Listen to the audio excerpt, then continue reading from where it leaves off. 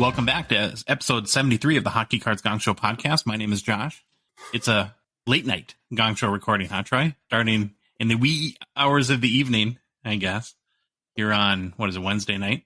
Yeah, as long as we're not going till 5 minutes before we publish, we'll be all right. Yeah, those ones are rough. So if you try to message us tomorrow and we're a little sleepy, you'll know why.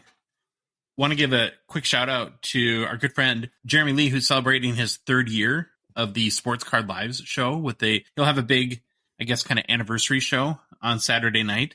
We may be making a cameo there, a little Gong Show cameo on Sports Card Live, in case he needs to bring it down a notch or two, I suppose. And actually, in all seriousness, ever since Troy popped off last summer on Tag and we got to know Jeremy, he's been really nothing but kind, gracious, and helpful to us, and we owe him a lot.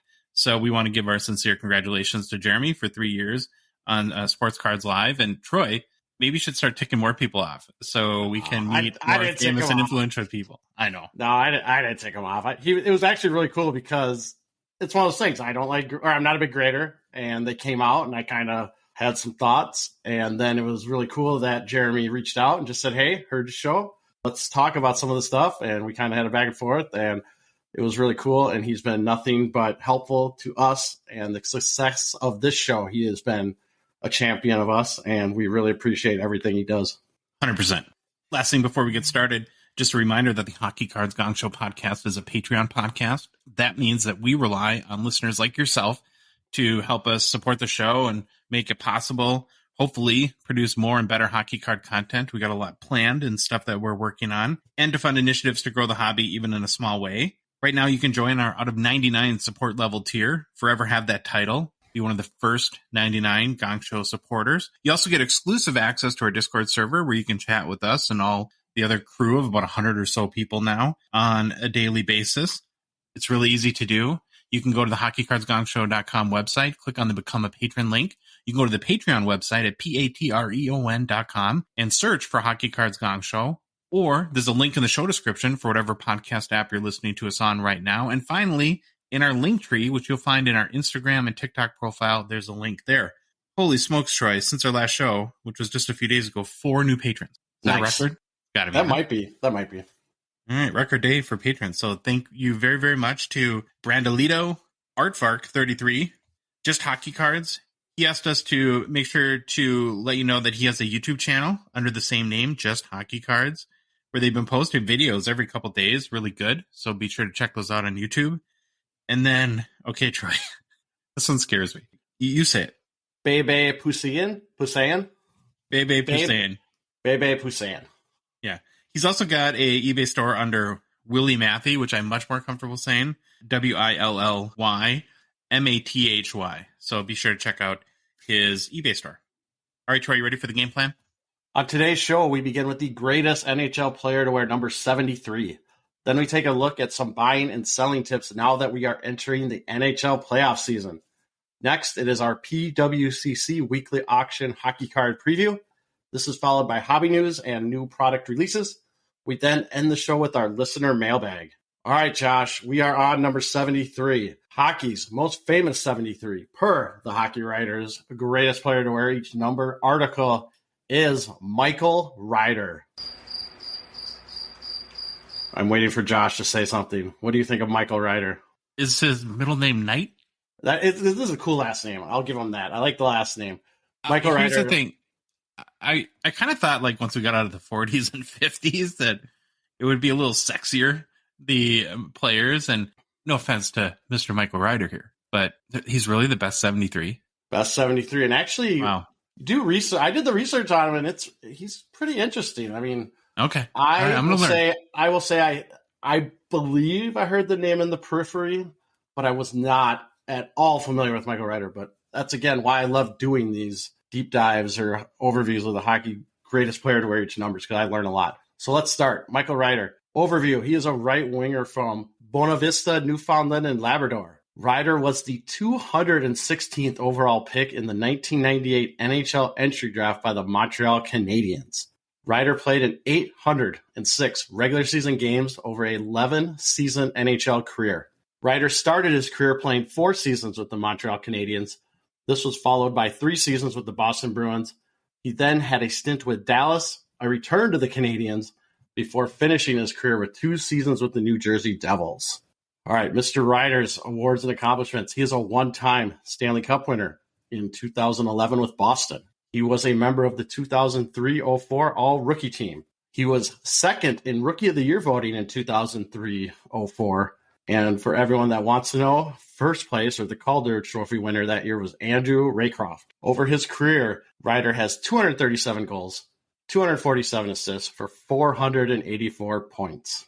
He made the playoffs in 7 of his 11 NHL seasons, compiling 21 goals, 24 assists for 45 points in 75 playoff games played. The best season of his career from a point standpoint was his rookie season of 2003-04, where Ryder had 25 goals, 38 assists for 63 points.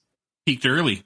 Yeah, he peaked early. That's always interesting when your best season of your career, but he still had an 11-season NHL career, which is kind of intriguing. Well, it's actually kind of cool at being a 216th overall pick. I always like to see these guys that go in, like, I can't remember what round it was, 6th, 7th round, making it to the NHL and having a long career. Would have to be the 8th round, right? Because if there's 30 teams or so at the time, 30 times 7 is 210. He's the 200th pick, 8th round. I win the math award today. You're doing math. Mic drop on the mental math there. Looking at Ryder, like I said, I was not very familiar with him, but looking at his stats, he had a pretty decent 5-year start to his career. He averaged 52 points a season in his first 5 seasons. However, after that, he just never became a huge point producer, besides kind of an anomaly in 2011 and 12 in his season with Dallas, where he had 35 goals, 27 assists for 62 points. So 1 point short of his career high rookie season of 63 points. So that's about all I got on Ryder from the overview standpoint. I tried to find anything I could find, like overview articles or interviews, and there just wasn't a lot out there. From what I could tell, he was a decent point producer his first 5 years, kind of had some, never lived up to those first 5 years, the rest of his career besides that anomaly year, but still a pretty decent player that made it in the NHL for 11 seasons. But with that, we do have fun facts. On May 30th, 2003, Ryder scored the winning goal to end the then longest game in American Hockey League history.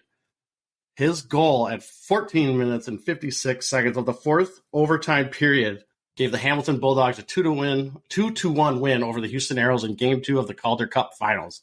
While at the time it was the longest game in any AHL history, it has since been surpassed by 2 other games.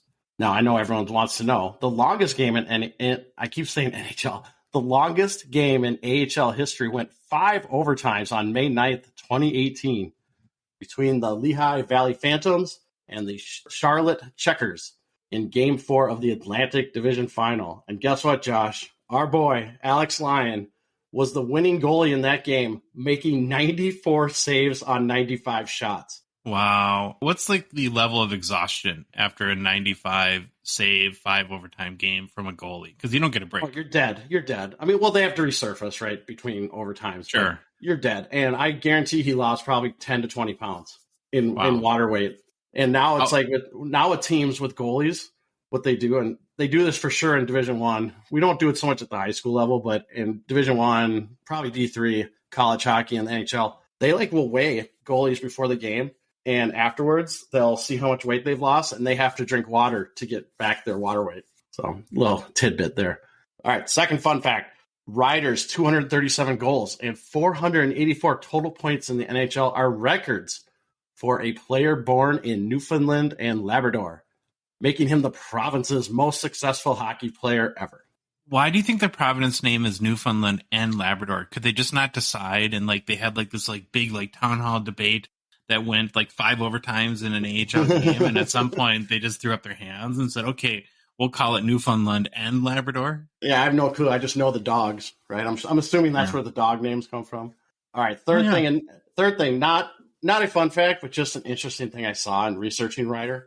He actually has a brother, Daniel Ryder, who is a very promising hockey prospect, but his brother, Daniel Ryder, dealt with a long history of mental illness issues. And reading about it's pretty sad.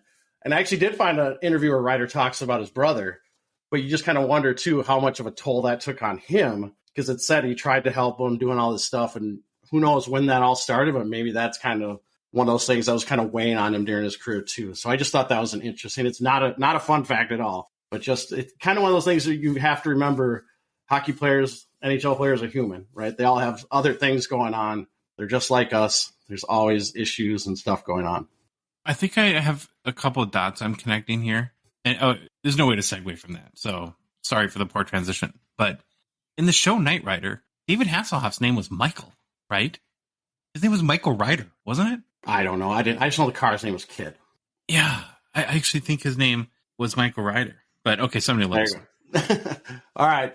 Michael Ryder's rookie card is a 2000 Young Guns, number 210.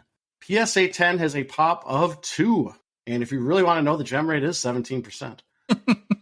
What is interesting about this card is that he is in his Quebec Major Junior Hockey League Hull jersey. That was the team, Hull. Okay. So, and I think that was like one of the first times I remember seeing a player's Young Gun in their basically Canadian or the Quebec Major Junior Hockey jersey. I don't remember seeing a lot of other ones. Maybe I have, but that was one of the things that kind of stood out to me. The most recent sale of this card with the PSA 10 grade, remember the pop is 2. However, there was a recent sale on September 30th, 2022, and this blew my mind, for $729.16 via eBay. And I did look it up and found it in Terapeak as marked as paid. So that was pretty interesting. I thought it was pretty cool. Good for whoever had that card. Is his rookie worth more than a Stamkos? Oh, geez. Oh, no. I don't know. Shots fired, I guess. I guess. The BGS 9.5 version of his Young Guns has a pop of 3 with a gem rate of 16%. I couldn't find any sales of the BGS 9.5. You can find raw versions all over the place. They range from anywhere from $3 to $15, I guess, depending on the day. That's what we got from Michael Ryder. Okay, we'll transition in the next segment, but while we do that, because this is killing me, can you look up and see if David Hasselhoff's character name in the show Knight Rider was Michael Ryder? I'm pretty sure. I know it was Michael. I will look it up. Okay. Well, Troy, we are on the precipice of the NHL playoffs. The regular season is coming to a close, I believe, on Friday of this week. Can you believe that we've already made it through our first NHL season as a podcast? It's like we're almost there. The finish line's in sight. We started right at the end of the playoffs. I think it was in the Stanley Cup Finals. My memory serves me correct last year. Now, traditionally, the start of the NHL playoffs and really the start of the season represent what most people consider as the 2 best selling opportunities in hockey cards. So we wanted to kind of throw out, I think, some tips from both the buying and selling perspective today, as I'm sure a lot of people are kind of ramping up in getting there, not only just for the Expo, which happens to coincide too, I suppose, with the start of the NHL playoffs, but for what is really an exciting and should be a fruitful selling season of hockey cards. But before we get into that, it looks like you do have an update. And I do have an update, and we are just idiots. So what did you think his name was on the show? Well, Michael Ryder, I thought. Michael Knight, hence the name Knight Rider. Oh. It's a gong show. Even we can't get TV shows right. That's kind of right. It's kind of right. Michael Knight. I'll take credit for being right. Okay, so buying and selling tips as we get ready to gear up for the playoffs. A couple reminders, though, before we get into these. There's a million variables, of course, that go into what a card, whether it sells or what it ends up selling for. And so there's nothing that anyone like us can say that's ever foolproof or perfect advice. Hopefully, like anything we do, we just give you some stuff, like I said, to think about. I should say, too, one more thing, that the stuff we're going to talk about, too, doesn't just apply to like power sellers or flippers or people that make their living. I think this kind of applies to anyone that might be looking to move a card or two. And this is one of the ways that I really fund my PC, are find good opportunities to sell cards and make a little money, and then use those purchases or the proceeds from those purchases to get more cards that I want. In my opinion, Troy, as it relates to the playoffs, there's 2 really good selling opportunities. And I think the best is almost leading up to a series. So the day before a series, we'll have a bunch of playoff games Monday night. So I think that's this coming Sunday is going to be a really good opportunity to move cards for players that are in the playoffs. That's a big distinction we should make too, right? Is that if you've been eliminated from playoffs, like Elias Pettersson is a great example, just scored his 100 points, which is awesome and exciting. But in a couple days, he won't have a game for 4 months. Mm-hmm. And his pricing is only going to go down in the interim. And it's probably, I would say, too, the safest opportunity to sell, because the day before a playoff game or series starts, it's all excitement. Everybody has hope. Nobody's dreams have been crushed by losing 7-1 in the first game. And there's going to be a lot of people looking for cards of their favorite players to kind of load up during that time. If you have some cards that you want to move of people in the playoffs, I would be looking at the schedule right now and throwing those cards up, and be either having your auctions end on Sunday night if they have the first game Monday, or, act correspondingly to whatever the schedule is for where their series starts. But would you agree, though, that a great time to sell cards is really on the precipice or on the doorstep of that game one, when anticipation is probably at its highest? Yeah, definitely. Any series, too. I mean, if the player even coming out of a series had a really good series and going into the next one, the hype just kind of builds. For sure, that's a great time to move cards. Like you said, I do the same kind of thing. I have my cards by player just so I know where they're at. And if someone has a really good playoffs, maybe I'll pull them out before the next series starts and try to move them. Well, and I think that's the other really good opportunity that can exist too, is so not just right before a series starts, but and the windows here are small. Mm-hmm. If you have a player that, let's say Austin Matthews has a hat trick the first game in the Maple Leafs Lightning series, right after that is going to be that night is going to be a great buying opportunity. So one of the kind of selling opportunity, things, right? Selling opportunity. One of the biggest things in all this is, just like you said, Troy, you got to be organized. Mm-hmm. You got to be ready. So right now, when there's 4 or 5 days left, start finding the cards that you think that you might want to move, research their values, understand what your pricing strategy would be, and then think about how you want to try to move these. Whether a lot of the kind of advice we're going to give is more eBay, because I think that's where you'll see a lot of the activity during these opportunities. But whether you're trying to sell on Instagram or other platforms, the biggest thing I think is just to be ready, be prepared, do your research, kind of know what you think the card is going to move for. If you are using eBay or you're using some sort of auction platform, another thing to think about is your auction duration. 7-day auctions probably are not the best idea during this time, because a lot happens in a 7-day period. Yep. You could go from Austin Matthews scoring a hat trick to, sorry, Leafs fans, but it's a possibility out of the playoffs by the time a 7-day auction is over. And so I would look at 1-day auctions, even maybe in some scenarios, or 3-day auctions, probably your best bets. I think one important qualifier, I don't know if that's the right word, Troy, or thing to think about when doing short auctions is I would probably only do that for cards that are more like commodity cards that are highly replaceable, like a Young Guns, which people buy and sell every day. If it's a super rare Austin Matthews patch auto that's out of 10, I don't think doing a 1-day auction after a great game is probably your smartest idea. Mm-hmm. I might list it at a buy it now at a price that I want to get and see if I get any hits there. And so you just got to really kind of, I think, balance. In all these decisions, there's trade-offs. So there's an advantage with going with a shorter auction, but there's some potential negative consequences to that, of course, too. And so I think for short auctions, I would stick to Young Guns, OPC Platinum, stuff that's kind of traded on a more regular basis, and people are more apt to pounce on probably stuff that's at a little bit lower price point, too. Would you agree with that? Definitely. One of the biggest, though, I think, decisions you got to make, especially when it comes to eBay, is whether you go auction or buy it now. In the scenario of ramping up to the playoffs, Troy, how would you approach that? Like, in what scenarios would you do an auction? In what scenarios do you think that you would be more apt to use buy it now as your price, as your selling model? I would actually, if it's something I just want to get moved and I think I have an opportunity to move it quick at a decent price, I would do an auction. Just because most of the time, if you do an auction, you're usually going to sell it if it's a good player that just had a good playoff series. That's usually the differentiator for me, is just really, do I want to get rid of this thing and move it? Then I'm doing an auction, because more than likely auctions are a lot of the times where you can move stuff quicker. Buy it now. I mean, I do buy it now a lot. As long as you price it fairly, you should move it. But if it's one of those things where you just throw it out for a ridiculous number, it might sit there for a while. And then you might lose your window that you were trying to hit. I agree with that. I think the trade-off between the two is in an auction, you're going to risk more of what you end up getting for the card. It's more of a high risk, high reward scenario. But to your point, it's more likely to sell. And when we talk about risk in the auction, there's more downside risk, but there's also more upside opportunity too.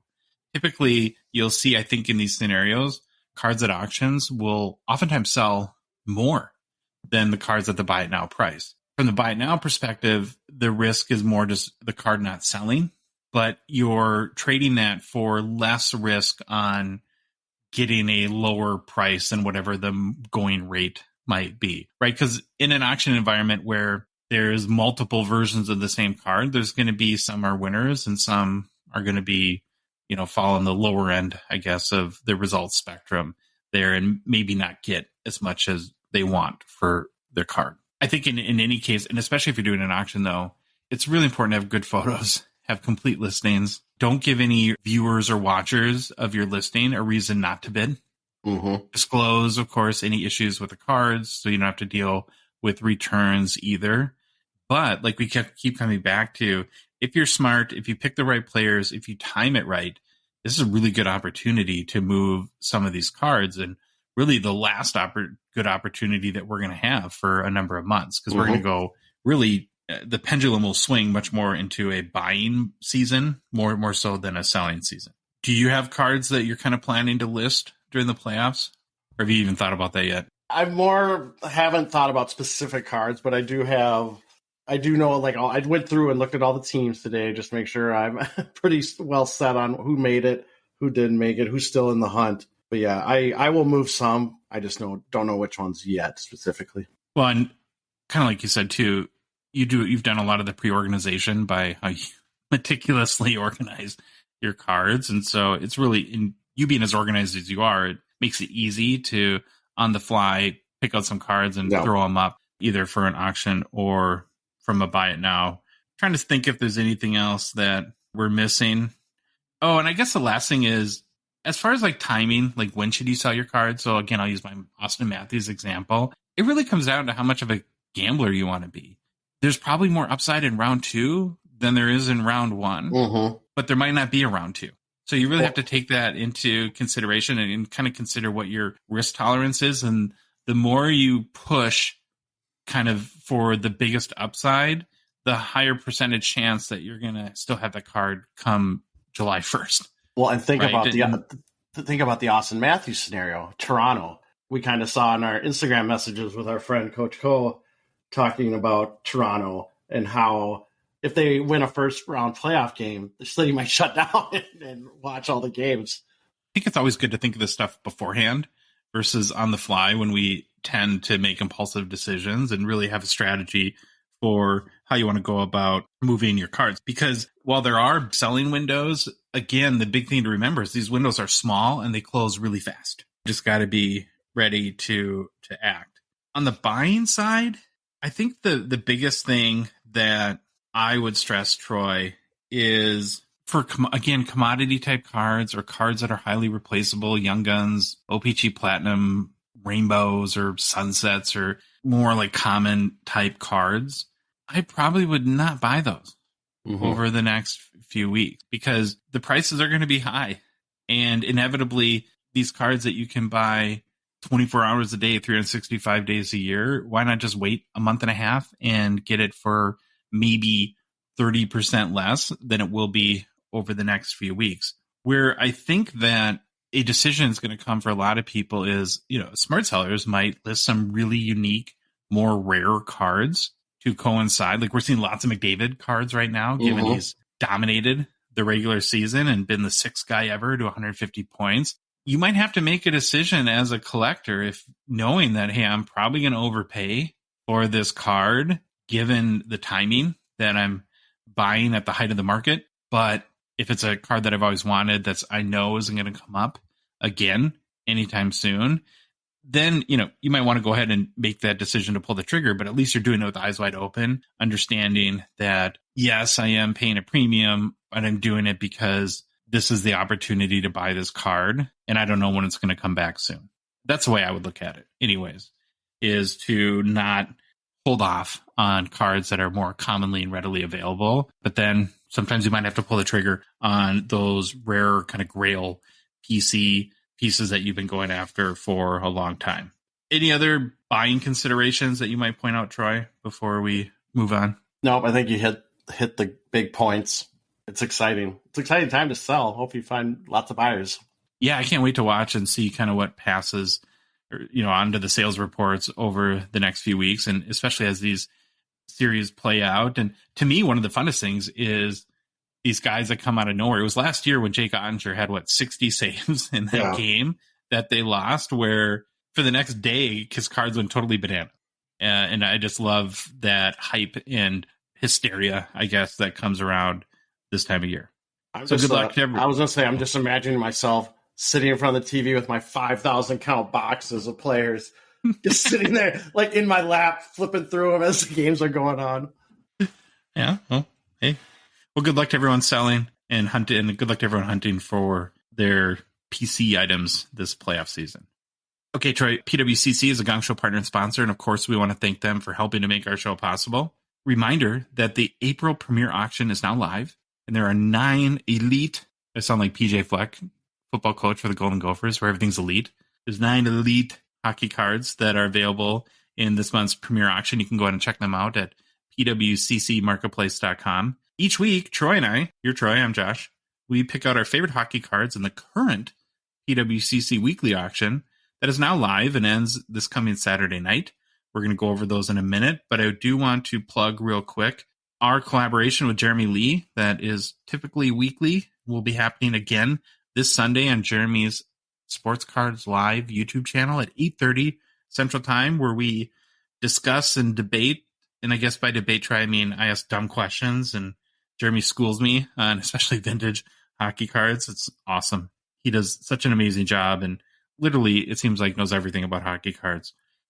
But we'll talk about all the cards closing in the weekly auction and give our thoughts and reactions to the closing prices and records that are set. And there's also a lot of audience participation the way Jeremy does the show. So you can ask questions and he does a good job of bringing people into the show there too. So again, it's the Sunday night on Jeremy Lee's Sports Cards Live YouTube channel at 8:30 Central Time. Okay, Troy, you ready to dig into our favorites in this week's PWCC Weekly Auction? I'm ready. It's kind of funny as we go through this, I think both of us are trying to expand our horizons a little bit. It's pretty easy each week, like on the vintage side, to default to like a 51 Parker's Terry Sawchuk rookie. But trying to zag a little bit from the obvious, this week I picked out a couple of cards that are more mid-career cards. And the first one is Terry Sawchuk that I want to highlight.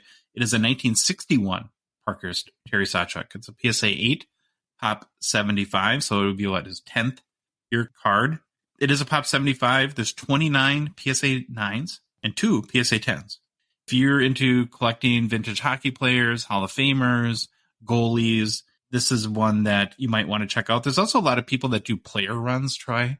So they'll have like their favorite players or their pick a vintage guy, and they'll try to get every card or every significant card that encompasses that person's career. Couple things in this card particularly that I want to point out. It has Sawchuk, and it's not like a portrait he's in. Troy, do you call it like the goalie pose? Or what do you call it like when they're in their gear and looking at it? Is there a term for that? That's just your stance. It's his stance. He's in goalie stance. Back in the old days, like in the 50s, they kind of hung their glove way down by their side, like almost straight down. Now when you see goalies, they're in bent knees, wide stances, crouched over.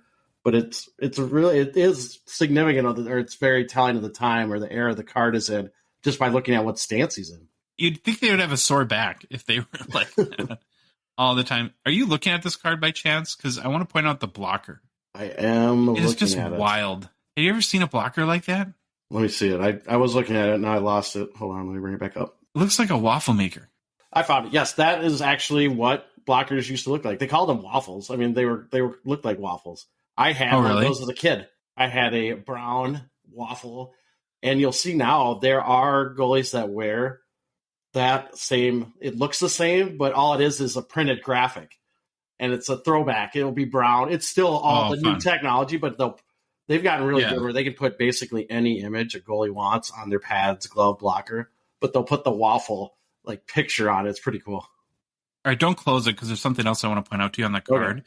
But one other comment I want to make on the front of the card is for a PSA 8, it has really good centering, and that's really important to me because it just, when cards are really off-centered, especially left to right, I find it very distracting. And so I think this card presents very well for a PSA 8. I guess, first of all, Troy, do you agree with that? Is centering a big thing for you? Or what are the things in vintage cards, if there are flaws, that, I don't know if I want to say turn you off or...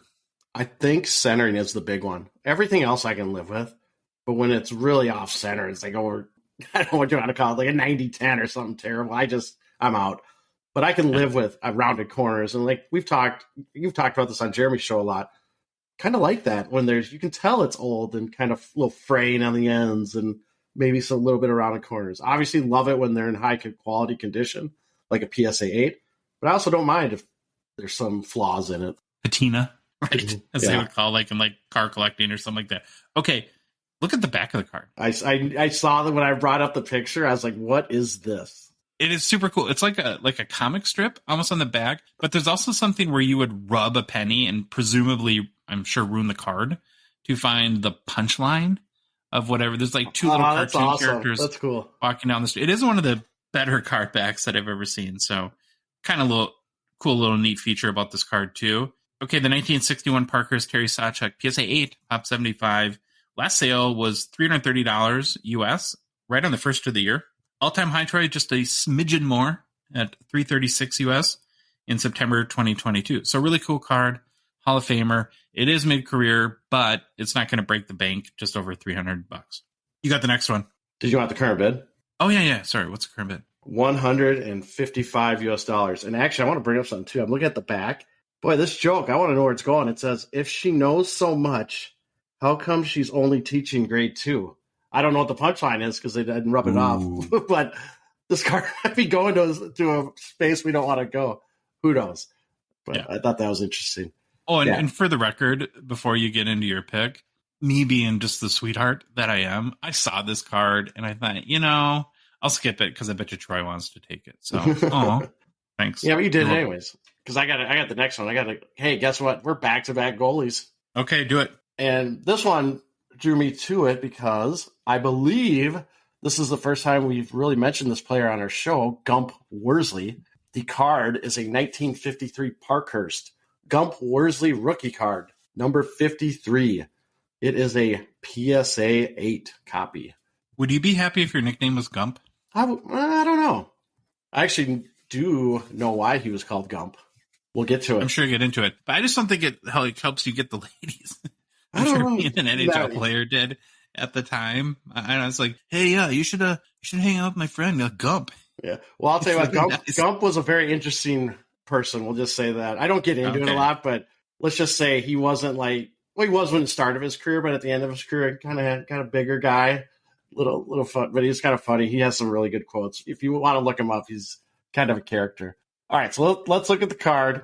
Again, 53 Parkhurst, Gump Worsley rookie, PSA 8. The card, obviously, I just said it, PSA 8 has a pop of 32 with only 3 graded higher, all PSA 9s. There are no PSA 10 copies of this card.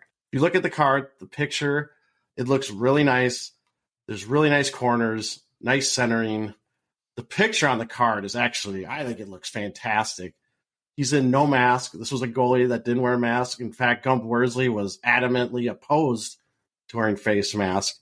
And I just wanted to If your name is Gump, you're not going to wear it. Yeah, you're not wearing a mask, but this, again, you can tell the era of this card just because the goalie doesn't have a mask on. He didn't wear helmets. They were crazy back then. And the picture, again, vintage, the brown goalie pads. I don't even know what you call what he's doing. It looks like he came out of the net and he's doing a two skate stop, which goalies really don't do nowadays. But it looks great. It's like a really cool little action. There's I don't know what you call it, fake autograph or the replica autograph on it. Looks really, really cool. This card is really nice. It just looks really nice. Presents well. New York Rangers jersey. He's got got a sweet haircut.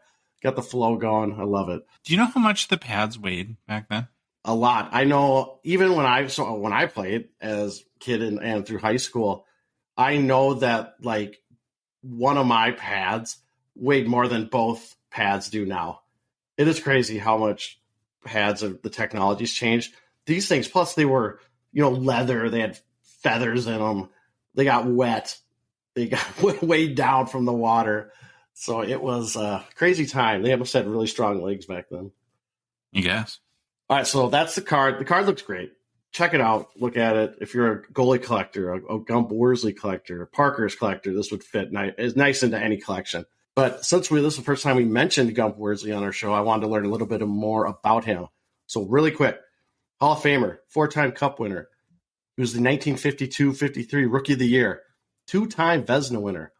Played 860 regular season games in 21 NHL seasons.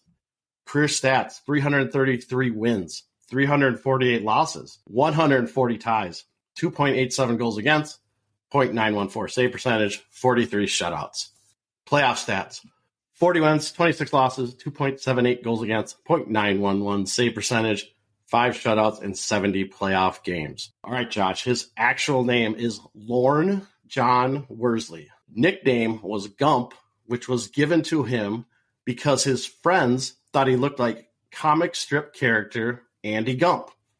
I did not look up comic strip character Andy Gump. That's what the nickname comes from. And now I got to do the good Minnesota thing. Josh, one of the minor league teams Worsley played for was the St. Paul Saints of the United States Hockey League in 1950-51. He also finished his NHL career with 5 seasons with the Minnesota North Stars. In addition, Worsley played for the New York Rangers and Montreal Canadiens.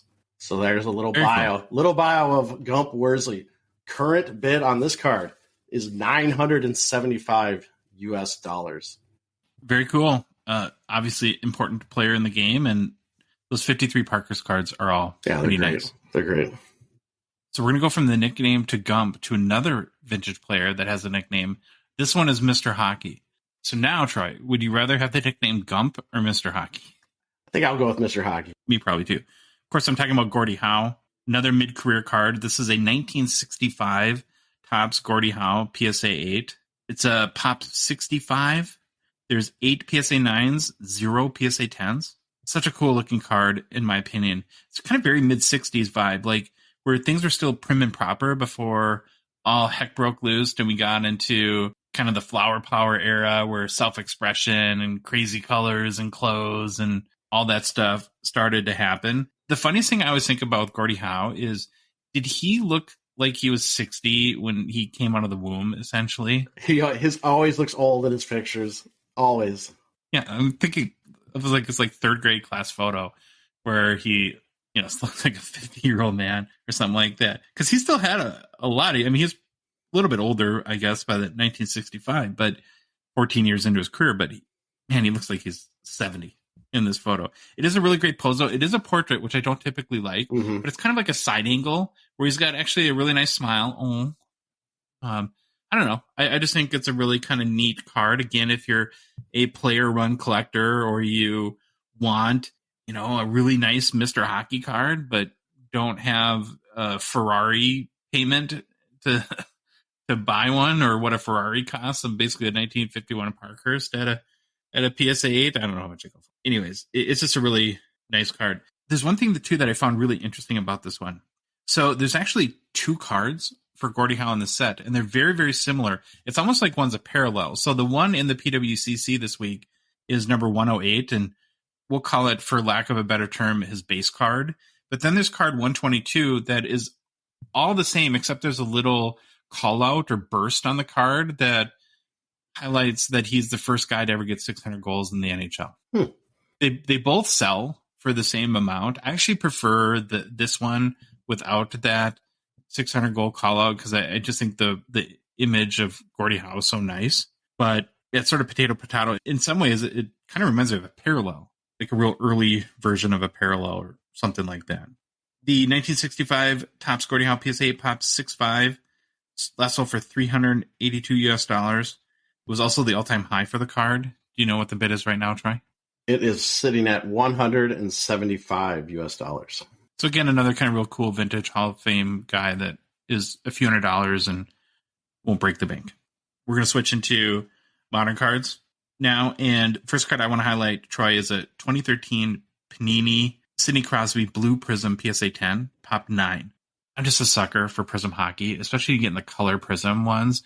They just pop so much. And because they were only printed for, 2 years, they just feel so exclusive to me in many ways. And these sets these 2 years just keep growing and growing on me. Unlike today, where if you think of like modern Panini Prism sets, whether it be football or basketball, where there's a billion parallels and you can't even keep them all straight. Actually, in 2013, there wasn't a lot of parallels. There's only 8 in Prism hockey. 5 of them, Troy, were actually retail. And this Blue Prism PSA 10 Pop 9 was a Walmart exclusive. Actually, it wasn't numbered. There's actually only 3 numbered hobby exclusive parallels for Prism in 2013. There's an orange die cut out of 50, a gold out of 10, and the finite 1 of 1. Technically, I should mention too, there was one other parallel. It was a Cracked Ice VIP Prism that was a Fall Expo exclusive that year, but you had to be at the Expo, so I'm sure those are very, very short printed. Like I mentioned, the Blue Prism parallels are not numbered, but the PSA 10 is a Pop 9, means it's pretty rare. And there's only been 16 graded total. So there's 9 PSA 10s, 5 PSA 9s, and 1 PSA 8. Of course, Crosby just reached the 1,500 career point mark, becoming the 15th player to do so. So his legend continues to grow. I think cards like this are, in my opinion, just awesome to own and a pretty good investment. Troy, there's 10 sales in Card Ladder to date for the 2013 Panini Prism Sidney Crosby Blue PSA 10. The top sale being $326 US on December of 2021. Most recent sale was on March 4th this year for $225. I think if you're a Crosby collector, and this is pretty cheap, actually, and I could, who knows, but this is a card that I actually would be pretty interested in owning too. Do you have the current bid? $54 US. Oh, wow. Might have to go and place a bid. Nobody bid. Only me. Okay, I got to set up this next one. How long have we been doing? Since early December, we've been doing these PWCC previews. If you ever were going to take our advice to go to pwccmarketplace.com, go to the weekly auction, and look at the card that Troy's going to talk about, do it. It is insanity. It is wild. It takes a couple minutes for your brain to calibrate as to exactly what you're looking at. And I think, Troy, I don't know, can't wait to get your opinion. It is my favorite card we've ever had in the PWCC Weekly Auction. So with that, me pumping your tires a little bit there, I'll turn it over to you. Yeah, it is quite the card. And you told me, go look at this card. I'm not going to say anything. Just go look at it. And I looked at it, and holy cow, it's another Sidney Crosby. So we're going back-to-back. So we had back-to-back goalies on Vintage. Now we're back-to-back Crosbys. It is a 2003 Campione de Futuro Sidney Crosby rookie, number 11, PSA 10, Gem Mint. It is just, you have to look at this card. It is. Where do we start to even describe I don't know. I'll try to go through when I looked at it, when I just kind of thought it, because I wrote down some notes. And the card, obviously you said something, but it caught my eye. The minute I was scrolling, I knew exactly what it was. I saw it. I was like, holy cow, look at this thing. So looking at the card or doing some quick research, it looks like the card was an Italian set that honors future champions. So if you look at the set checklist, it includes athletes from all over the place, variety of sports, basketball, tennis, golf, bunch of players. So the card itself, we got hockey. Okay. It's got a Canadian flag. It's Sidney Crosby. The card has a red background, but you also notice if you go look at the set checklist, there's versions of this card that have a blue sky background, and there's also gold parallels as well. So just something to know. Wow. If you're looking at this, there's actually 2 other copies. There's the red background, the blue sky, and then the gold parallel. And we should probably note it's a smaller card. It's almost like tobacco size. Yeah, I got that in here. I'm sorry. No, it's a tobacco size card. The card being a PSA 10 and having the red background, there's a pop of 20.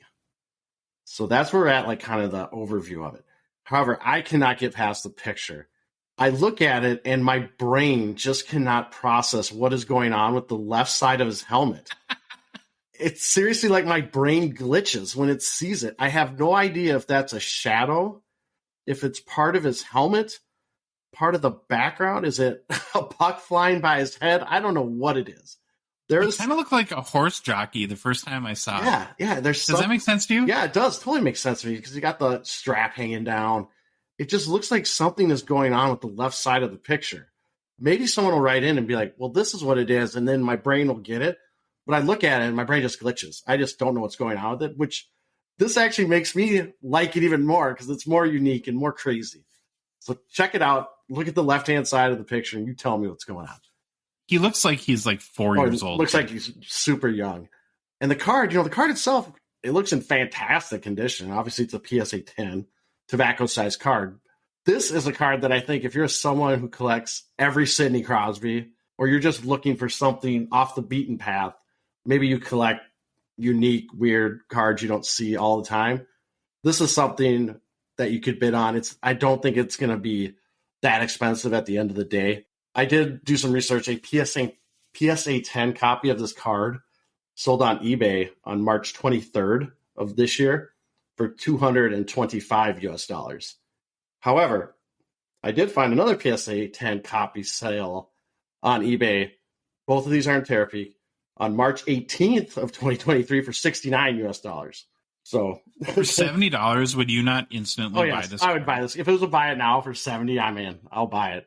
It is a very unique card. I should say, I didn't mention this in my notes when I was writing this stuff down. You look at the back and it just has a nice little, I don't know what you call it, emblem of Campione de Futuro.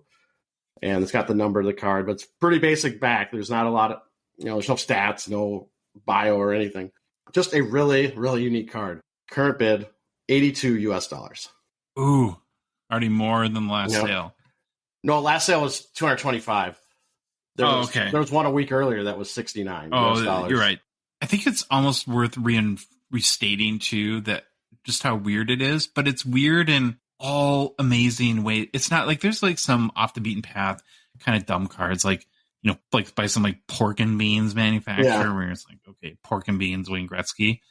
But I kind of want this card so bad. I know. So okay, you and me have to have a conversation about. I don't want to bid against you on this, so we'll have an offline conversation as to who might be going after this card. But honestly, if we do our job and alert people to this, I kind of feel like this is going to go for a big number because it is. Well, let's say so awesome. Yeah, let's say this: if we don't win it, or one of us doesn't win it on this should be like a treasure hunt at the expo to see if either of us can find this card. I don't care if it's raw, if it's graded, or anything. We got to do a treasure hunt, see if we can find it. So the bid went up because on our notes you had $54 as a current bid. So somebody, gosh darn it.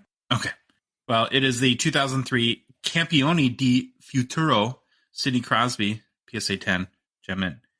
Last card we want to talk about in this week's PWCC Weekly Auction. I had to pick this out because not only is it a good card, it's one of my favorite inserts that I don't think in the 11 months of the show we've talked about one time. Maybe just like briefly, but it is a 2020 Skybox Metal Universe Nathan MacKinnon Platinum Portraits PSA 10. I really like the Platinum Portraits inserts. And as a guy who keeps saying he doesn't like portraits, I'm starting to question myself because every card I've been picking lately has been a portrait. But are you a fan of the Platinum Portraits that come out of metal? I am not that big of a fan. It reminds me of a dot matrix printer. Oh, really? I kind of think of Light-Bright a little bit. With, like, if you put like colorful lights behind it, how cool that would look. But all right, well, we'll agree to disagree, Troy. We don't have to agree on everything, for gosh sake. They're super tough chases, and correspondingly, then they get really spendy. So for 2020 Skybox Metal Universe, Troy, the hobby/EPAC odds for a Platinum Portraits insert were 1 in 840 packs. What the heck am I trying to say? Terrible odds for blasters. 1 in 6,000 blaster packs. That's not good. There's 25 cards on the checklist, so if you want to think, well, what were the odds I would pull out of a hobby box? Nathan MacKinnon, it'd be, 840 times 25, so a lot of packs. MacKinnon Platinum Portraits PSA 10 is a pop 2. Only 3 sales to date for this card, so it's, again, super rare. I believe it's also the first Platinum Portraits card for MacKinnon. And Troy, all MacKinnon's done to follow up in winning his first Stanley Cup last year is have a career best 107 points to date this year. It's also his first season with more than 100 points.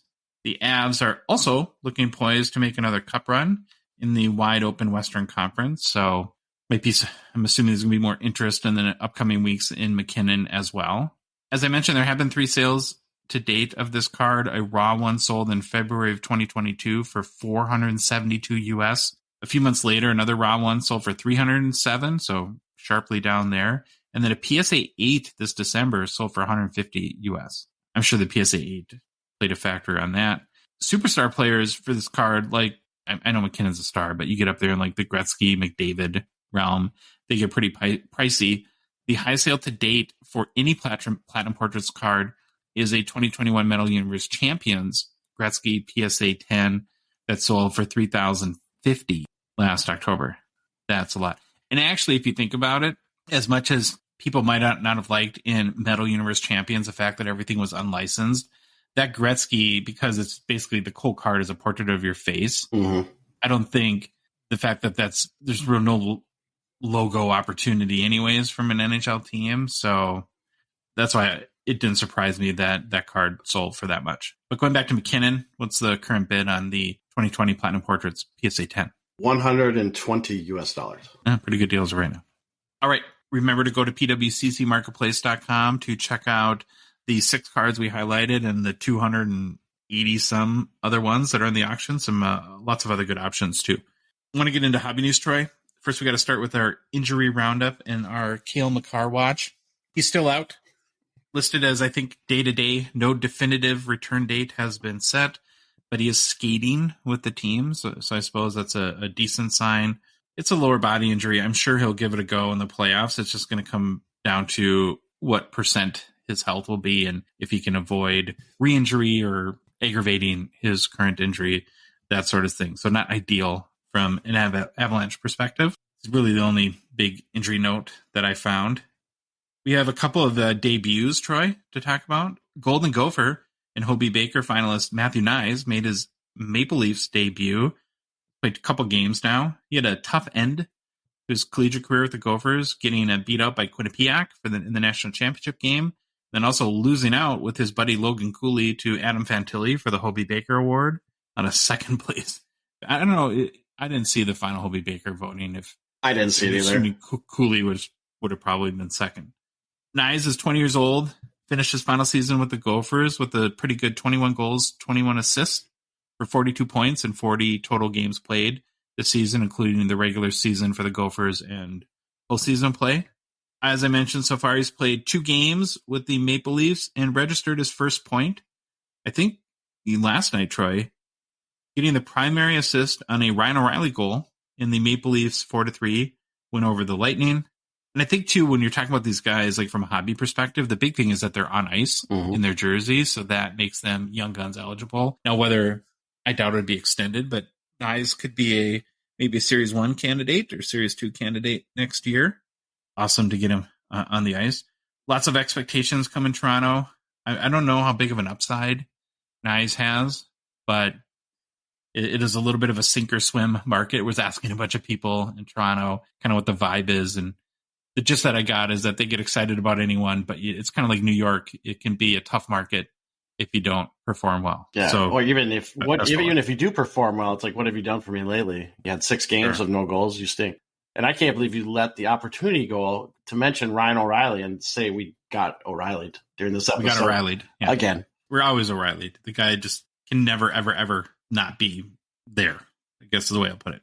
Okay, Trey, Luke Hughes also made his NHL debut for the New Jersey Devils, joined his brother Jack. Another case of a big prospect hitting the ice and becoming Young Guns eligible. And I think you mentioned this on our last show. It is sort of wild about the NHL, how literally you're playing a college game one day and then you're in the NHL the next day. It doesn't really happen. I don't think in really any other sport, right? Where the transition is so quick at this time of year. I guess any other sport I can think about. It was at first, I think there was some doubt whether he was going to even play much, but they did get him into the game last night. So it would have been Tuesday night. It sounds like, for everything I read, he did pretty good.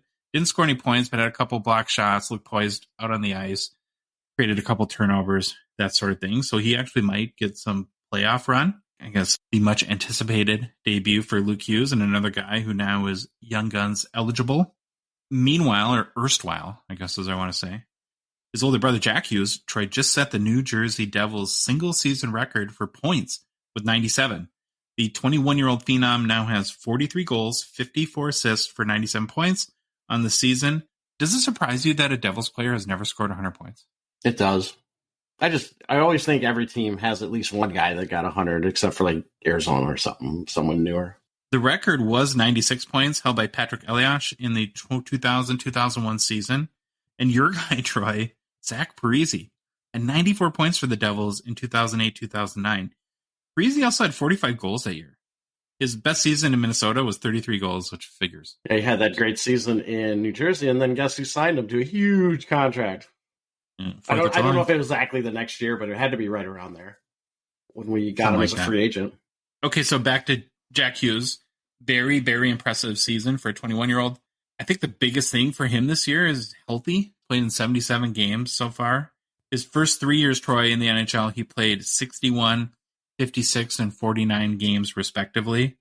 And of course, what's the best ability in sports, Troy? Availability. There you go. Last week on our show, we suggested that Stützle, another 21-year-old, he's 21 but is playing his 20-year-old season, or might be a little under the hobby radar. And since him and Hughes are roughly the same age, I thought it'd be fun to do a quick comparison. So Hughes, again, has 43 goals, 54 assists, 97 points, 21 years old. Stützle, 38 goals, 50 assists, 88 points, 21 years old. Definite edge, of course, to Hughes, not only in points, but in playoff relevancy, but a couple of very, very enticing young stars. Again, going back to Hughes, Troy, do you think that is he a candidate for you to have a little bit of a hobby run if they make some noise in the playoffs and he plays well? Oh, definitely, because he's got everything we want. He's got goals. He's young, exciting. If he can make a nice playoff run, definitely some upside there. Hughes is a 2019 Young Guns. His PSA 10 Troy is pop 3,102. I didn't stutter. I'm 3,102. He's coming for Kaprizov. He's coming for Kaprizov. And only a 75% gem rate. Oh, so geez. this card last sold for $251 US on April 11th. It's up, somehow, 13% in the past 3 months. This is not a card I would probably invest in. I might be, if I were looking for Hughes cards. PC is fine if you just want to have a Young Gun PSA 10 and you're not worried about whether it goes up or down. I get that. But the pop gem rate combo here is not a great recipe for long-term value. It's crazy given 3,102, 75% gem rate. I would find maybe more scarce cards like platinums or stuff like that. Well, Troy, so we've talked about Luke Hughes and Jack Hughes. It would be criminal at this point not just like roll into Quinn Hughes. Just bring up Quinn. Let's do it. Let's do it. Brother Quinn, as I like to call him, has had a decent year too with the playoff eliminated Vancouver Canucks. The elder Hughes, who's 23 years old, is winding up his fourth NHL season, set career high for points with 73. Only 7 goals though in those 73 points. He's a defenseman, but still not a lot of goals. So Troy, his 2019 Young Gun PSA 10, this is Quinn Hughes, top 1,557 with a 62% gem rate, last sold for $85 US on April 11th. It is down 12% in the past 3 months. That is a crazy pop. 1,557 for a player who has had 7 goals this year. Good player. I just don't know. Like, this is one of those guys where probably won't have just not the type of player that produces enough goals. I don't think to be super hobby relevant, but young, might find the scoring touch. Okay, Troy, finally, I think we just got to keep rolling, and let's just get to the guy quick who can't decide which Hughes brother he is. So that, of course, would be Jack Quinn, who still plays for the Sabres. And you can get his 2022-23 Series 1 Young Gun raw for about $10 US.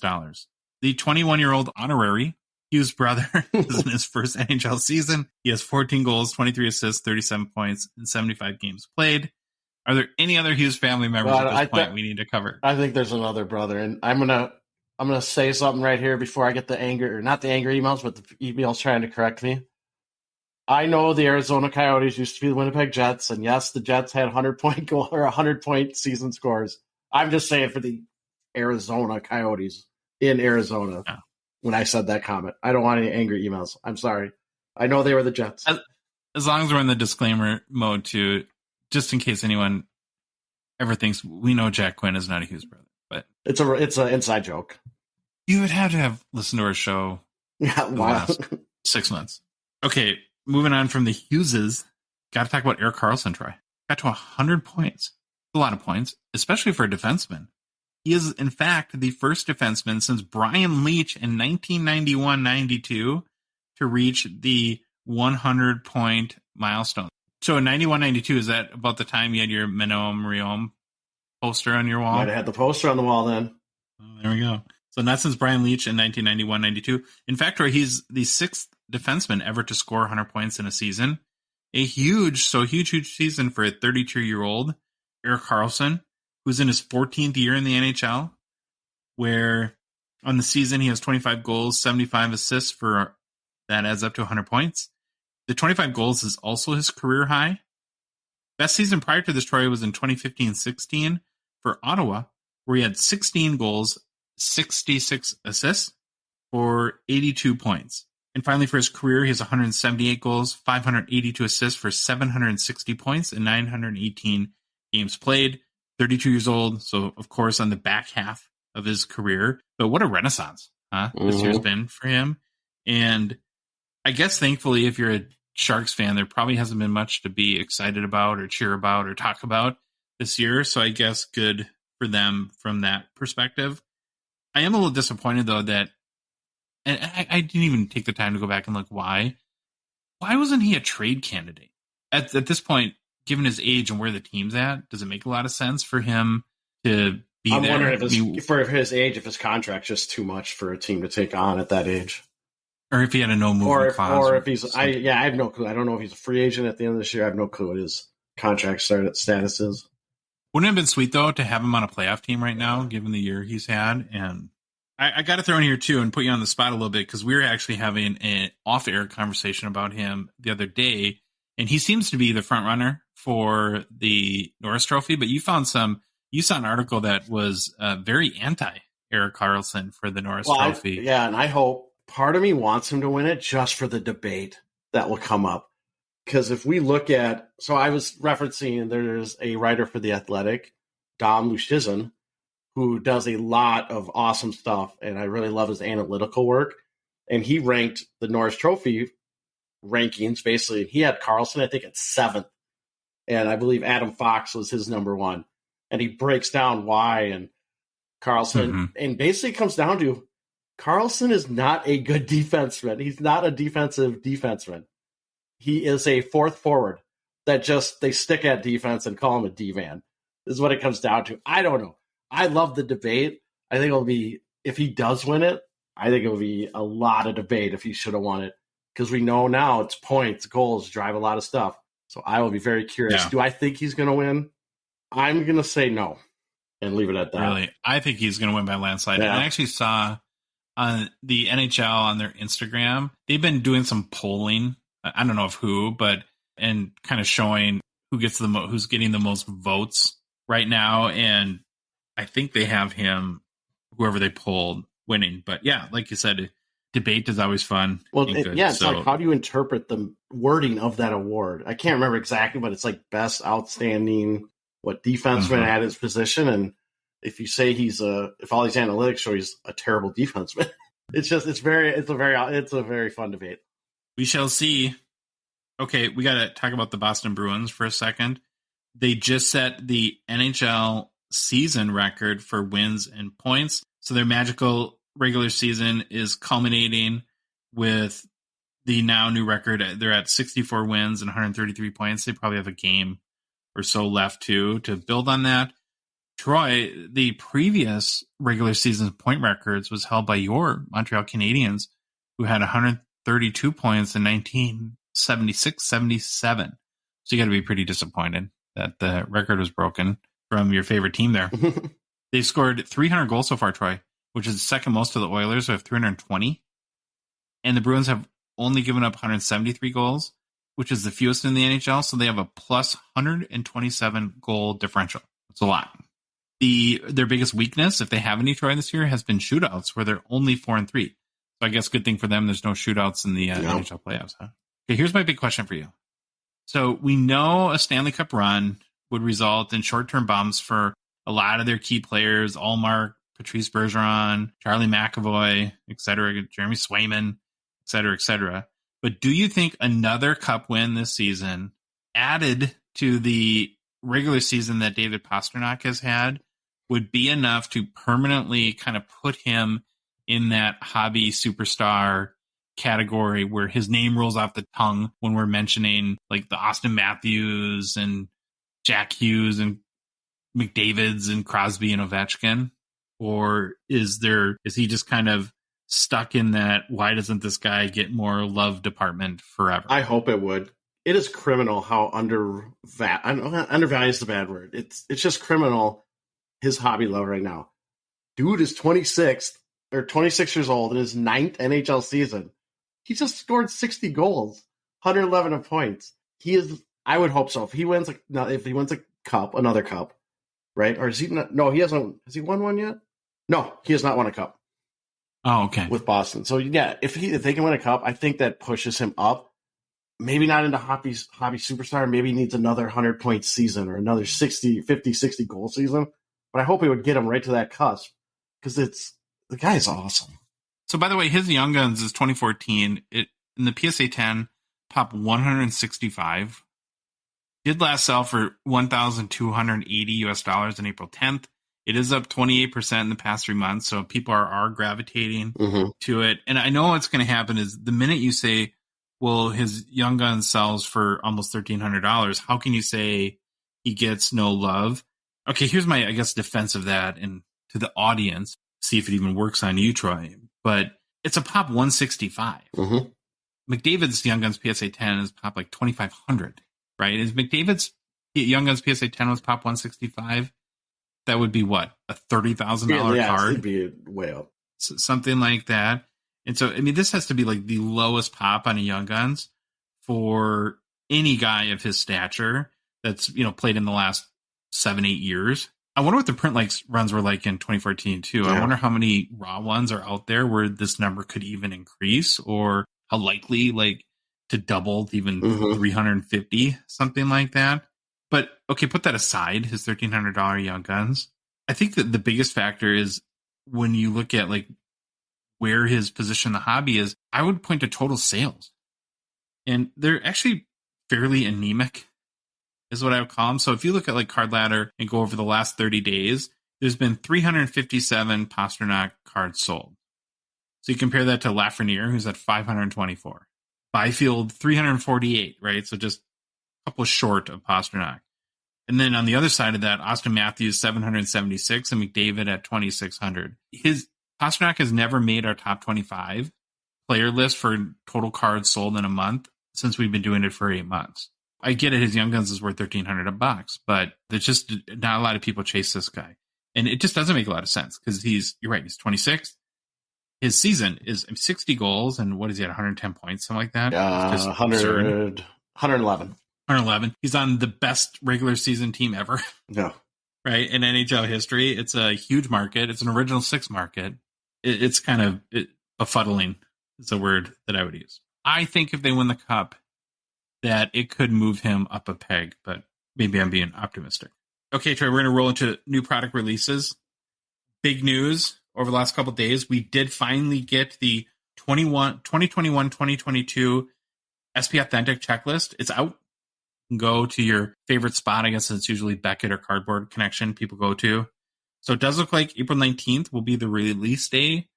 So I love it when new products release at the expo. And hopefully there'll be kind of a fun vibe around it there. I am seeing, Troy, $250 for pricing in the USA and 280 Canadian. So I looked at David Adams quick for US and Cloud Sanchara for Canada. Again, you do the conversion at 280 Canadian, that's $208. It seems like the strength of the dollar makes it very tempting and appealing to buy wax in Canada in the next week.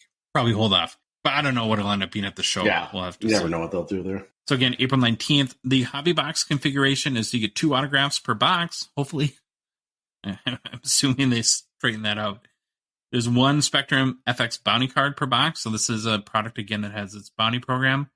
1 autograph Future Watch Auto rookie card per box. 8 limited red cards per box. 7 regular pageantry cards per box. I guess that's the basic configuration. But of course, the big thing with SP Authentic is autos, and of course, Future Watch autos. This isn't a mass show, Troy, but I did count 100 Future Watch autos on the checklist, which is a lot.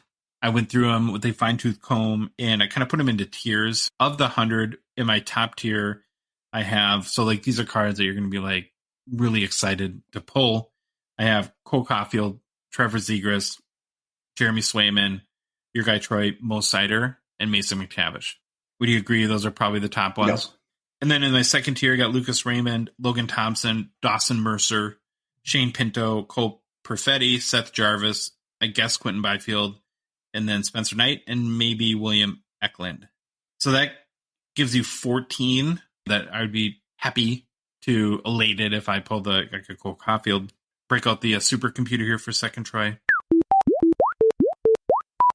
That gives you a 14% chance of hitting one of the first or second tier Future Watch autos in a box. So just, again, a good reminder that ripping is for fun. Don't expect to hit the jackpot, of course, with every box you open or make a ton of money, because that probably won't happen. There's more likely to get a lot of Joe Velenos and Brett Murrays than Cole Caulfields. You do, though, try to get 2 autos a box. So even if your Future Watch auto isn't great, there is some other really good rookie autos and vet autos to chase. But before we get to those, I do want to stick with the Future Watch autos real quick. 76 of the 100 are inscribed, but now we need to buckle up a little bit here, Troy.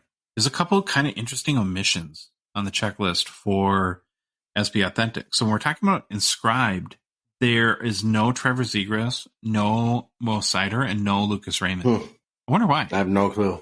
Maybe they were too busy and just had to get the autos and didn't want to write the extra piece. There's also some retro Future Watch autos. There's 2001, 2002 retro list with there's 15 cards that are out of 90. Notables for that subset include McTavish and Swayman.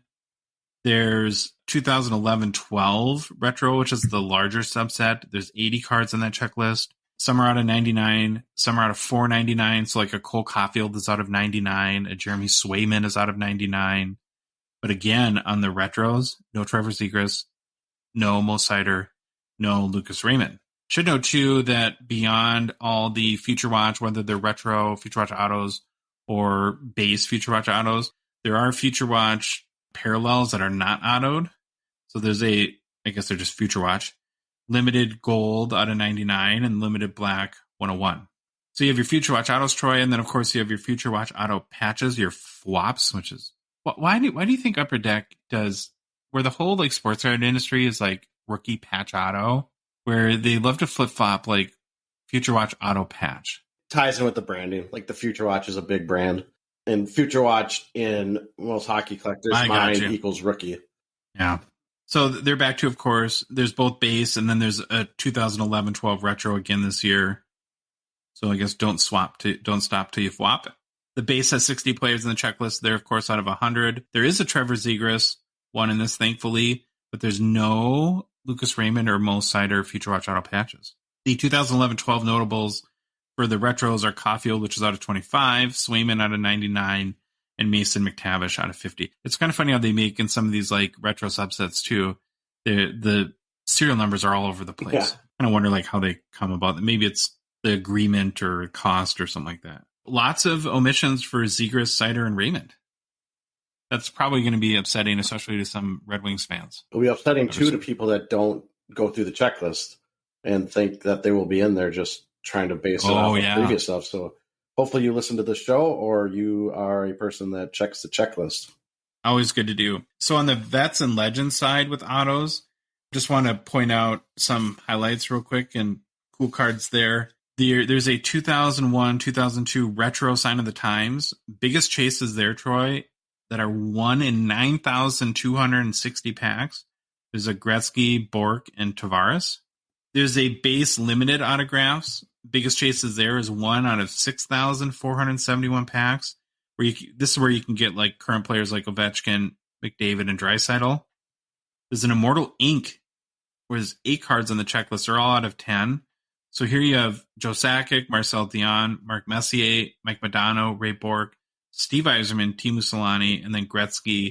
It seems like a lot of the Gretzky autos this year in SP Authentic are in All-Star jerseys. So that's a twist.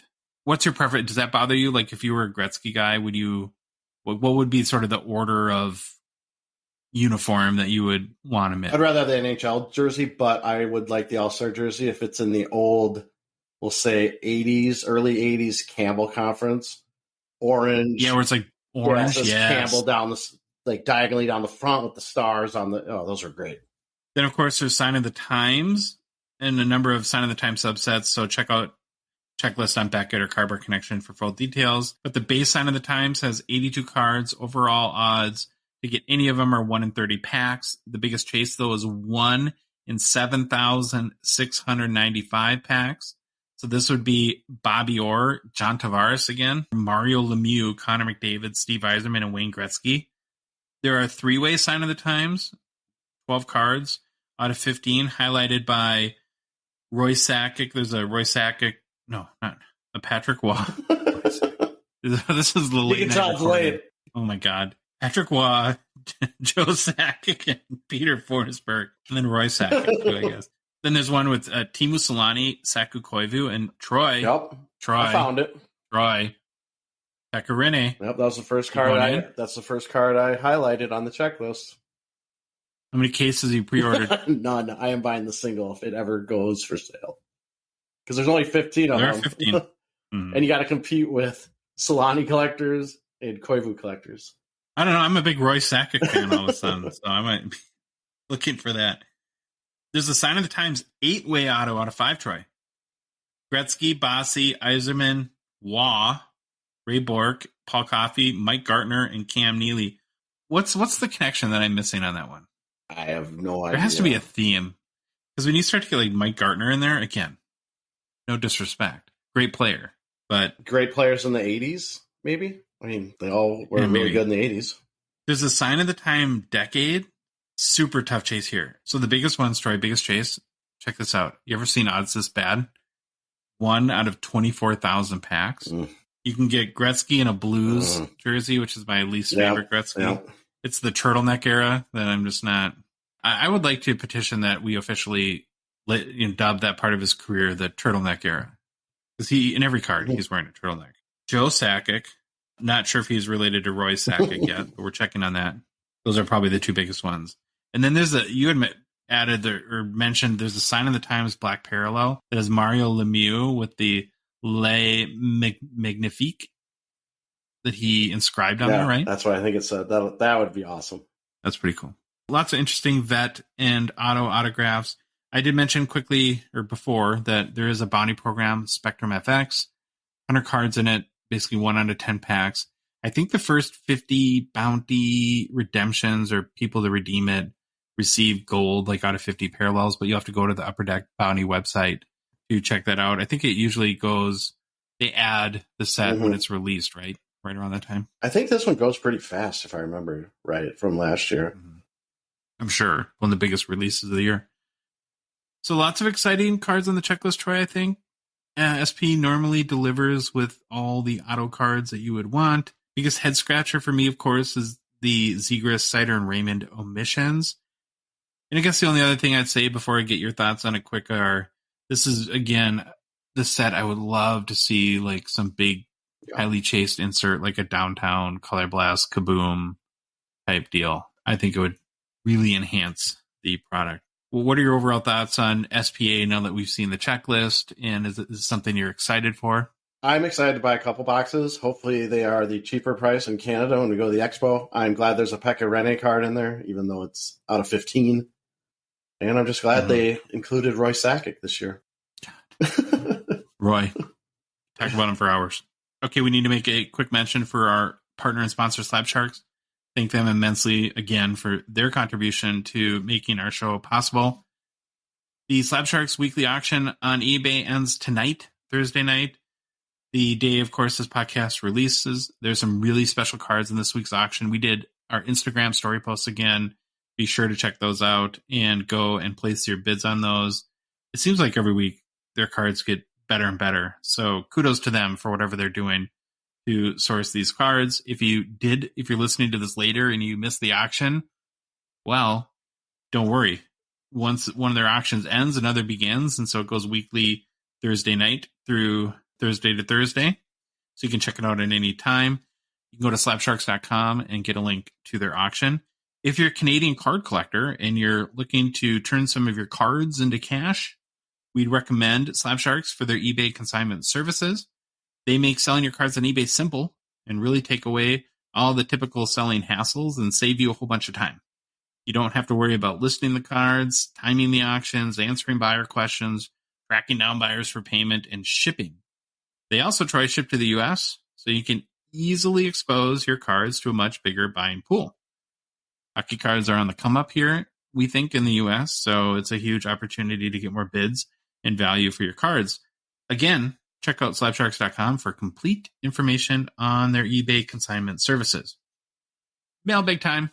Good questions this week. Awesome questions. I always get so paranoid when we sort of send out the bat signal for mailbag questions that we're gonna get like one. You get one. Well, I make this segment short then. Yeah, it would make it short. But every week our listeners come through. So thank you guys for not only sending us questions, but really good ones and thought-provoking ones too. Let's get into it. From Twitter, Let's Collect Hockey. Thoughts on whether Upper Deck releases SP Signature Edition All-Time Future Watch or even maintains the product. Seeing them refrain from 1997-98 veteran PMGs in 2021, I'm inclined to think they won't release vet Future Watches. However, Future Watch patch autos would be something ... Okay, Troy, I'll let you take this one. Yeah, I love this question because I just read it and then I got all giddy thinking about the next iteration of SP Signature Edition Legends having Future Watch patch autos in it. I think that would be really... Maybe with a shorter name. Yeah, maybe with a shorter name, but that would just be sweet. And I believe, Josh, you correct me if I'm wrong, we were told that SP Signature Edition Legends won't be a yearly release. So we'll have to wait for it. But given the response that it got, I feel like people really gravitated toward it. They liked it. I'm hoping it could be something, I said, comes out every 3 to 4 years. I don't even think it can come out every other year. I think it's when you stagger a pretty good amount of time between it just to get that hype and build up for it. Now, as for specific Legend Future Watches, my feeling is if a vet already has a Future Watch, so like Mike Bossy, right? I have a Future Watch of him in this product autograph. I don't think you can really make another one, can you? Maybe you can do the patch version, but you can't just make another Bossy Future Watch. I think that would be kind of silly. It would seem to it would make no sense. Defeat the purpose. Now, what's going to be interesting, say this product keeps running for say we're 15 years from now, and you have guys that had Future Watches in the regular SP Authentic. Do you give them a Legend Future Watch also? That's where I get really, my mind kind of runs around thinking, well, would that make sense? But maybe because it's an all-time Future Watch. I'd love the idea of Future Watch auto patches for Legends. Oh, that'd be sweet. Can you imagine a Gretzky? Yeah. Can I throw a curveball maybe in there? Or what if in 2, 3, 4 years from now, there's another Legend set that comes out that's not SP? That's based on like OPG Platinum. Yep. I would be all for it. Right. Maybe that's the play here. You just come out with Legend Editions, Signature Editions, or whatever you want to call them. Oh, that'd be cool. Because there's definitely, I think we've seen, there's a group of people, I'm one of them, that love Legend stuff. Legend stuff on newer cards. I don't know if we're a small group or what, but it seems like people really gravitated toward this product. Like a Gretzky Seismic Gold or something like that. Bobby Orr Seismic Gold. Be cool. Okay. Instagram, Sauce Boss Cards. He has 2 questions, Troy. We always get a double question person every week. Love it. Does getting an auto-graded add value to a slab? Oh, Josh, hold on. I got to interrupt you. Gretzky already has a Seismic Gold, so you can't have another. He can't have another one. He does? Yep, 2018-19. OPG Platinum. Seismic Gold. Oh. I've learned we need to look those. You learn something every day. Yeah, it's like I've learned from our past mistakes that we need to look those up every time we say something like that. Like when I said... What does that go for? Oh, I don't know. I just found an image on eBay. Okay, doesn't getting an auto-graded add value to a slab? I think if it's an auto 10 grade, it adds a little bit of value. I don't know if it makes a huge difference. And actually, I just kind of putting this together. So we did one of our first sale posts for a Timmy Stützle orange checker, speaking of platinum, auto that was a PSA 10 with an auto grade 9. And it's a whole separate issue, but the auto looks really nice. I'm not sure why it didn't get a 10, but the card sold for like $3,200. So I don't know if it even the 9 affected it that much. I think at the end of the day, if you get an auto graded and it's a 10, it keeps the buying pool the largest, right? Because I don't know, I'm having a hard time figuring out how to say this, but if the auto's a 9, there's probably a 10% of people maybe will be like, I'm out. Or if you don't get the auto graded, maybe 2% of people will be like, why isn't the auto graded? I'm out. So just doing stuff like that or getting that 10 auto grade keeps your potential buyers list probably as big as possible. Is that a good way to put it? That's a good way to put it. And since I can't let this go, I looked it up. 2018-19 OPG Platinum Seismic Gold Gretzky Raw. Last sale was $405 US. Okay, next question from, again, a second question from Sauce Boss Cards from Instagram. Is there a formula for Raw versus PSA 10? Great question. Yep. I think you and I actually had disagree a little bit here, so I'm going to let you go first. Well, yeah, I said historically, I think most of the thought has been that a PSA 10 is around 5 to 10 times a Raw card. That's just what I thought I originally remembered. And a Raw card is around a PSA 8 in value. However, that is a very, very loose rule. And the general guideline will not hold in a lot of situations. It really comes down to the player and the card. However, I think I'm going to walk back by 5 to 10, maybe 5 times. That 6, 7, 8, 9, 10 times is probably a little too high. I agree on the PSA 8 being equivalent to Raw. I always thought it was like 2 to 4 times. But honestly, Troy, I think that was like a COVID era thing. I think it's literally card dependent and all over the board. Like you can't use the same multiplier you'd use for a Young Guns and apply it to like a Cup RPA. It's just not going to work that way. So you got to do your research. You got to go and find a bunch of comparable sales for both Raw and PSA 10 and kind of figure out what the current multiplier is for yourself. Unfortunately, I don't think there is a kind of standard rule of thumb that you can use right now. Okay, next question from Twitter, Sebastian Engelhardt.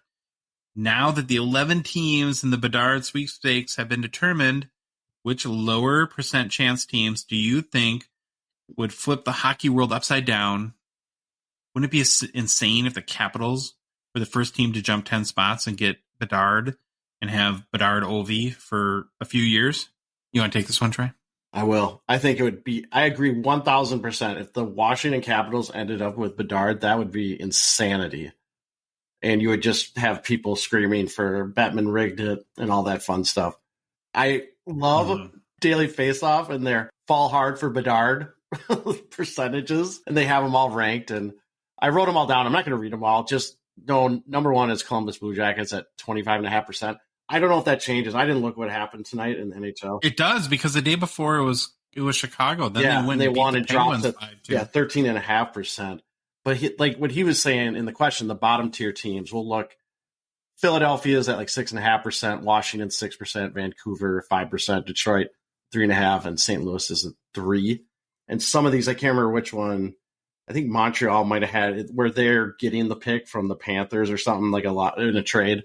So there's stuff like that on this. But yeah, I agree 100%. If Washington gets it, it's crazy. I think St. Louis should be really weird too. But Washington for sure, I think, would cause the most just chaos and drama. To me, it's totally wild how costly some wins are right now for some of these teams. Like, again, going back to Chicago, with them thumping the Penguins 5-2, Troy, they basically cut their odds of getting Bedard in half in that one win. So, and I know that you can't ever tell players to try to lose a game, that will never work. Players will never do that because they don't care about Connor Bedard. But if you're like the GM of Chicago, I'm doing anything right now. I'm moving up the whole AHL squad. I'm signing Danny Heatley at 50-some years old and triple shifting him. I've got the E-Bug goalie in the game, and I'm doing anything I can to possibly lose. But that's just... Next question from Twitter, PSA Slab Collectors. Do you have other suggestions on where you can sell higher end cards like an Ovechkin Young Guns PSA 10 besides eBay and their high fees? One of our sponsors, My Card Post, is a great option for that. You pay a small subscription to be able to sell. It's like in the $9 to $30 a month range, but then you only pay essentially PayPal fees, like 3%. So on like an Ovechkin Young Guns PSA 10, that's a meaningful amount saved. The other options are to kind of keep building up your social connections so that you have lots of people to reach out to, whether it be on Twitter or Instagram or Facebook groups, that there you can, using, again, PayPal, like goods and services, even for protections, you can sell cards without some of those fees too. Sometimes I don't know if it's on an Ovechkin PSA 10, but I know like PWCC and other auction houses, if it's a really, really valuable card, you can kind of negotiate their rate down, and they charge a buyer premium too. So technically you can try to get part of the buyer's premium if you want, if it's rare enough and they want it. Yeah. So those would be my best options. Troy, you got anything? Yeah, I just wrote down like My Slabs is another option. I obviously forgot to look at what the actual fee is for selling on there, but that's another site to check out. ComC. There's just so much stuff out there, but to get truly away from them, Facebook, Instagram, social media. Remember though, if you sell on social media, I don't know if you want to get vouchers, but just do PayPal goods and services. Don't ever do friends and family. Mm-hmm. Okay, next question from Twitter. Lots of Twitter questions. Joshua Wong, any tips on how to determine trade value versus cash value? So I had to think about this one for a little bit.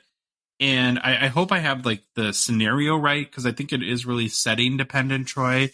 When I think of trade value, I typically think of if I'm at a card show and I'm talking to a dealer and I want to try to acquire one of their cards, and they may say, well, it's this amount of cash or X amount in trade. I think what mainly comes down to there is that if you're selling or you're buying from a dealer or trading, whatever, they're going to want to make probably a margin on that. So I would think like 15 to 20% is usually what so if you have $1,000 card, they would probably trade it for an $850 card or something like that. I'm not sure. In some cases they might not want to do it straight up. Do you think that is the intention of the question? I think so. Just what, and that's what I would go to. I don't do a lot of trades plus cash, but I would say if you're at a show too and you are talking like that and you can't keep all the numbers straight, just write them down. Don't worry what they think of you. Just write it down so you have it straight in your head or in your mind before you try to sit there and try to memorize stuff and then get taken that way. Okay, next question from Instagram, the Sports Card Journey. Why do you think there's a lack of love for players in their national team jersey? Is it just a U.S. thing, or is Canadian preference as well? I know for a lot of people that the national jersey is the first experience we have with a player. Someone that comes to my mind is when I was a little younger, I saw Jordan Eberle in the World Juniors. He dominated that event, and it got me interested in him as a player. So I think that's really awesome. I don't know. I just think collectors prefer the NHL jersey because it represents the highest level of play in all of hockey. That's probably the best I can come up with it. As an American, I don't exactly know what sort of the Canadian affection is for Team Canada. I assume it's a lot higher. Maybe the one exception from a U.S. perspective would be anything Miracle on Ice related. I know like signed jerseys and stuff like that typically sell really well. There's not a lot of hockey card related stuff. And actually, I'm just thinking, isn't it weird that there isn't like a limited logos like Miracle on Ice? Yeah, that'd be kind of set. That's interesting. I wonder why. I wonder if they have some in the storage unit. They have those. They could. It's probably the Canadian thing because so many Canadians buy cards and they just. Well, I think you nailed. I think Canadians are way more invested in like Team Canada jerseys than U.S. hobby collectors like Team USA jerseys, unless it's Miracle on Ice. To me, I'd rather have the NHL jersey unless it's a Miracle on Ice player.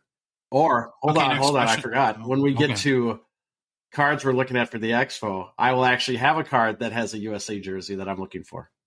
Is that like the guy that was like roommates with some I in Sweden or something like that? I have a personal connection. Okay, next question from Instagram, PYE Guy 11. Will the hype around collecting base Young Guns ever stop, especially when their print runs only seem to be going up? Well, I think it could. I mean, things do change in the hobby, right? Beckett at once was the leading grader, and now they've slipped a little bit. So I don't think you can say Young Guns will always be as chased as they are. But honestly, though, I think it's really good for the hobby that they are. If you think about it, Young Guns are accessible and they're reasonably affordable, plus desirable. So what a fantastic gateway for somebody to get into collecting hockey cards.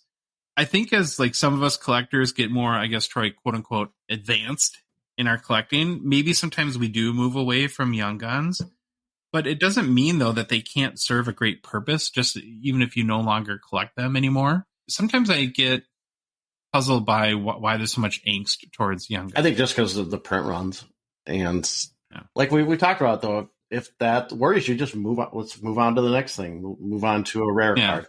But yeah, I like Young Guns from the exact standpoint you said. But I will say this. I think we've gotten a lot more messages and questions recently talking about Young Guns and kind of this why do we gravitate toward Young Guns, and people saying how they're going to move on from Young Guns. So yeah, it could change. I do think there's something too, though. Again, the more you learn about the hobby, the more you start to realize what the really purpose of Young Guns is. And again, it's that accessible entry point into the hobby. As we purposefully go through these players and say, like a Jack Hughes, whose Young Guns is pop 3,102 with a 75% gem rate, that we're trying to communicate to everyone that cool card, like it, but there's no way it's going to be a $20,000 card someday because there's just so many of them. And gem rate is a threat of even more coming. But again, it doesn't mean that they're not good. It's just that you have to look other places for, and going back to that word we talk about a lot, placeability. Low replaceability cards that have high desirability will ultimately get you the highest return down the road. Okay, Instagram, Judgy99. I am by no means a Canadiens fan, but can't we all agree that Bedard to the Habs would be the best scenario for card collectors? So I'll start, Troy, and then I want to get your opinion on this real quick too. I agree, Judgy, that it would maximize the value if you pull a really nice Bedard card next year out of a set, but I don't think it's the best thing for the hobby. In my opinion, I'll state it again, I think Connor Bedard needs to be in the USA and in the Eastern time zone or Central time zone, because that's the best recipe to grow the game of hockey, bring in new fans, and create more hockey card collectors. We just assume every person in Canada is a fan. And there's, so the growth opportunity is in the U.S. Troy, do you think the Habs are the best spot for him for the hobby, or do you have a different opinion? I want him to go to Chicago. That's where I think he should go. And that's tough to say because us Minnesota people traditionally aren't super fond of the Blackhawks. That was a big natural rivalry for us for a long time. Next question, Instagram, Top Shelf Cookie Sniper 88. With the expo happening next week, are you guys attending? If so, what cards are you looking for? Also, are you on any panels or meeting listeners? We're definitely going. Cannot wait. I think we're going to be on a panel or two, maybe. Still waiting for the details to be finalized there. And really importantly, we would love to meet anyone that's going to be there. Would love it. It's awesome to meet people in person. I think the best way to message us. Probably on Instagram would be the easiest, or you could, one we probably check the most often. Just send us a message, tell us you're here, and we'll try to find some time to meet up or a place to meet up because there's a lot of people. Personally, and we'll, Troy, let you chime in because you're going to have a bigger list. I still want a Peter Stastny OPG PSA 10 and some other vintage. I'm kind of more on the vintage side than the modern, but I'm going open-minded. Going to see what's available and try to make some plays. Thoughts on the expo for you? All right, here's what I'm looking for. I'm going to look for 50s Parker's cards because I have to start building my set on those because they're awesome. I'm going to keep looking for my greatest NHL player to wear each number rookie cards in high grades if possible. I will be looking for Mike Bossy's, Pelle Lindbergh's, Ottinger's, or any Pekka Rinne's. And now here's the card I was talking about earlier. It's a stab in the dark, and I bet there's like a 0.01% chance I find this card. But I'm going to send out the bat signal to all our listeners. Maybe someone has it. Maybe someone knows where this card might be. It is a 1970-71 Cumulus Mastar Serene. It's a Swedish card. Number 177.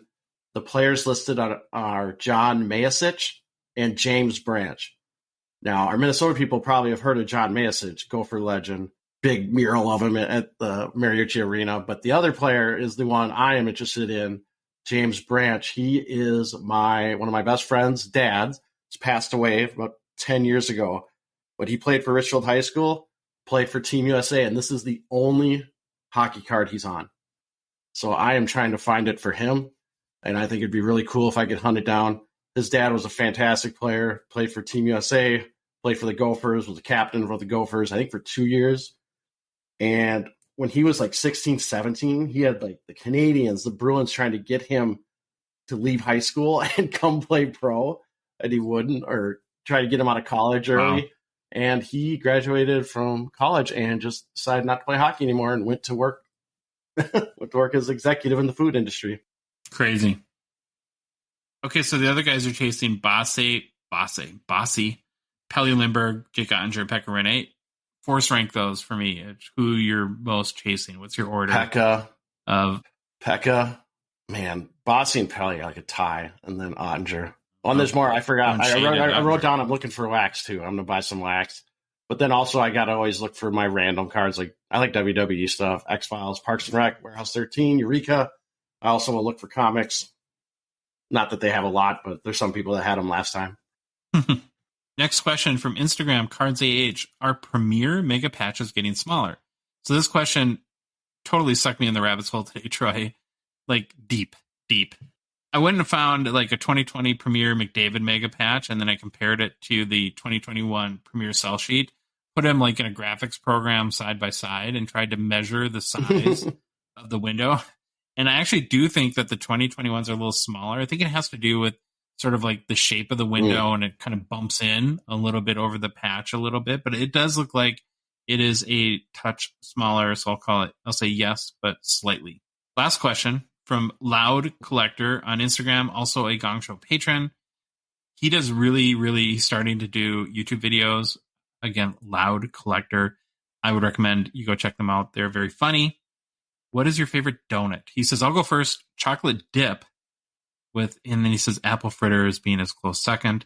I'm a raspberry Bismarck guy.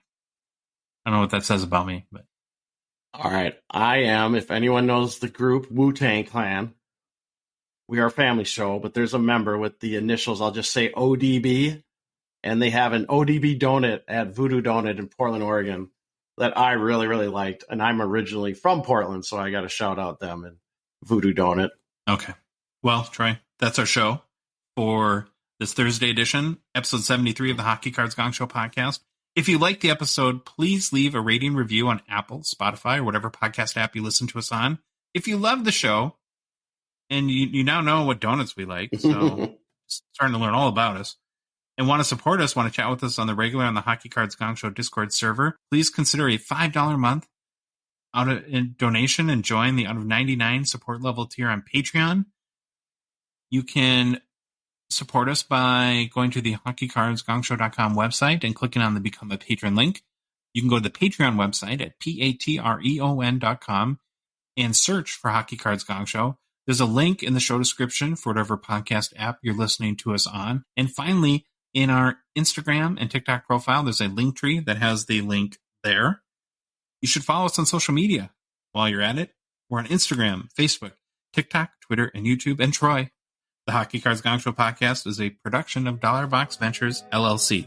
See you on Monday.